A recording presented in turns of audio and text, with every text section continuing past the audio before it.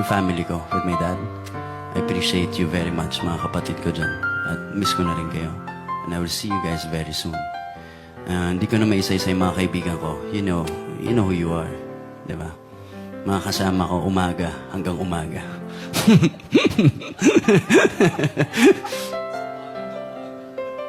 Siyempre, sige, si Tito Do at parang nag-handle, Tita Ann, diba? Si Tita Grace, ang aking prayer warrior. Thank you very much, Tita Grace. And, ano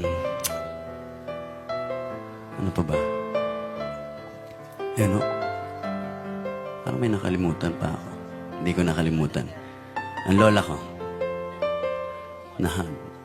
Yun ang super prayer warrior ko talaga. Yung dasal na naririnig ko literal hanggang dito sa Maynila. Siyempre, hindi ko pwedeng kalimutan si